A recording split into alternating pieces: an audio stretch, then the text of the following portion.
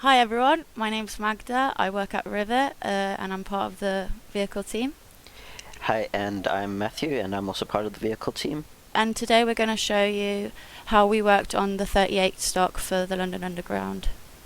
On the 1938 stock, I was in charge of the modelling and the exterior texturing. I was supported on the interior textures, and Matt was in charge of the cab. So to make the 38 stock, we started with the Class 483 that we had for the Isle of Wight.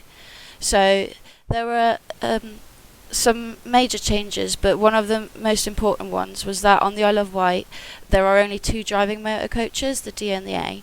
Well, for the London Underground, we needed to make additional coaches, which were the non-driving motor coach and the trailer coach.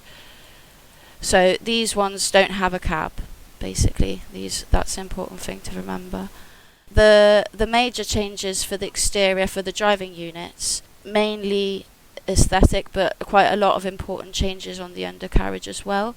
One of the main changes that we had to do was we had to lower the whole livery 3 inches while maintaining some things at the appropriate height. So for example, the outside indicator light that had to remain at the same height and things like that. Another big change that you can see is the headlights. We had only 3 headlights here, and here we had to add a couple. So one of the interesting things that we've decided to do with the 38 stock is we've decided to give 2 liveries to start with. And the main reason for doing that is because this train's been around for quite a while and it's gone through a number of renovations and updates. We kind of wanted to be able to provide a little bit of kind of variety for this vehicle. So we've made a red roof version which comes with the London Transport logos and stickers, and we've made the black roof version which has got some other updates, like it's got a radio aerial on the front, and it's got the London Underground logos on the vehicle. So for the front of the train, as we were saying, the main differences were with the headlights. We made 2 different versions, obviously, for the A and the D. We got a different wiper in, and we had to add some different features, like we had to take off the whistle. We had to update the handlebars, and then the exterior doors, the passengers didn't have control of opening the doors themselves. There was a person to do that. There was a guard for that, and we had to remove all of the door buttons to open the doors. The buffer and the couplers are going to be different. They're going to be on opposite sides. So that's the difference between the two. Because, for example, on the Isle of Wight train, them two would have been linked. You could never have a D with a D, or it has to be DA. Well, for the Bakerloo line, the way that they were configured was always A, trailer, driving motor D, and then driving motor A, trailer, non-driving motor, driving motor D. And that was the configuration, and it would always stick like that because they were usually just linked, and they wouldn't be the way the coupling was done. It would never be uncoupled. With the trailer and the non-driving units, the two are quite similar aesthetically. The main differences between the driver units and the non-driving motor and the trailer is obviously the non-driving units and the trailers don't have a cab. The interiors, however, have more or less the same amount of seats depending on which coach you're talking about.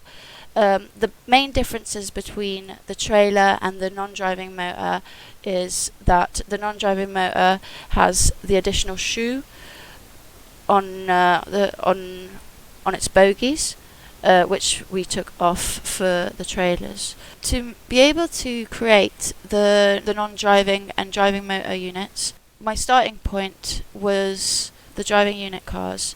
We were able to determine that by taking the ends with like the ends without the cab of the driving units, and taking this and bringing it and mirroring it to the other side, and then by making sure that we complied with different measurements, and by running a couple of tests, we were able to recreate the trailer and non-driving unit livery.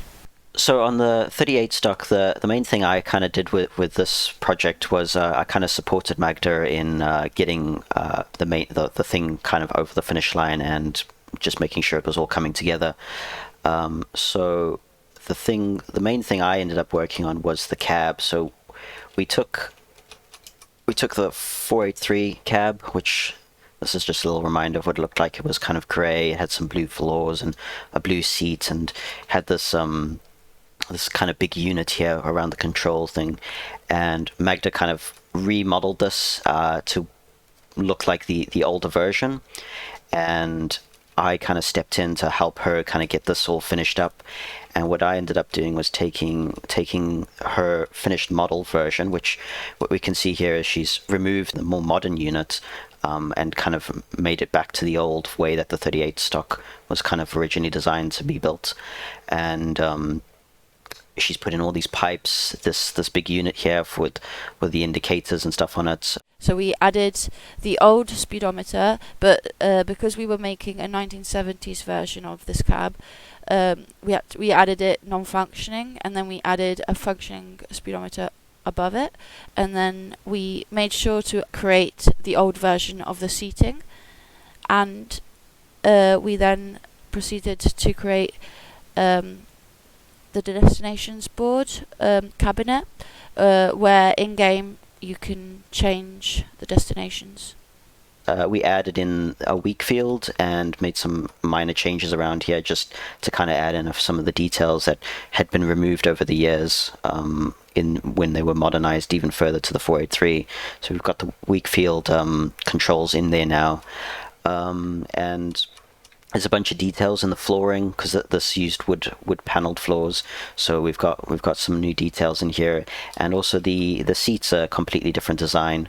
So that was what was kind of what Magda modeled in for us. And then I took this and kind of re-liveried it to this like a seafoam green type color, and retextured all of this stuff to kind of match in with the old controls that were here. So most of these controls are still the same, but a few of them have changed. So a number of these buttons and things have been switched around, and we had to kind of change the labeling of those buttons, and a couple of these buttons at the back and the rear here were also kind of updated to kind of reflect the 38 stock. The ceiling also, there's a few changes in the ceiling. The old version had like a fan and a kind of different way of lighting the train, whereas this one's got a big bulb and some other details in the ceiling that we've added in. So there's quite a lot of little changes that ended up getting added into here.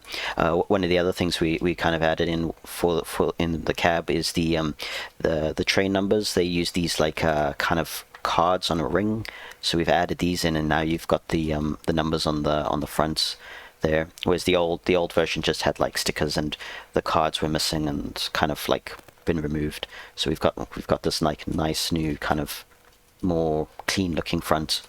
One of the last things we kind of did was one of the big changes that's kind of different from the 483 is the position and the kind of the way the wiper works. So we've got this wiper that's kind of like protected in this little shroud, and if we come in here, you'll see that the wiper kind of goes up from the left and comes back down, whereas in the 483 it was kind of more centered and kind of stayed in the center.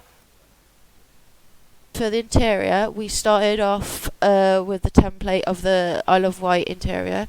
The main change that you can see straight off is the green paint. The livery of the interior is that seafoam green that we also have in the cab. There's also a lot more wood texture going on, so we had to make sure that we kept fidelity with the reference. As you can see in the 1938 interior, we have very different hand grips.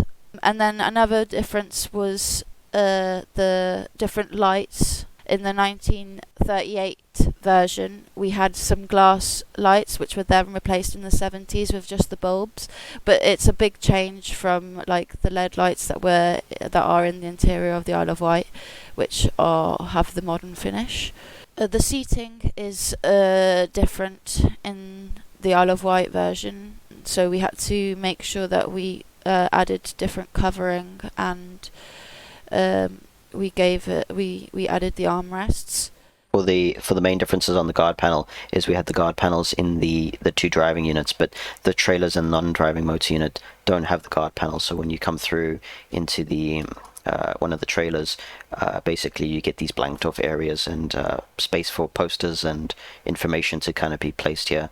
And there's also like a fire extinguisher kind of built into the side of these ones.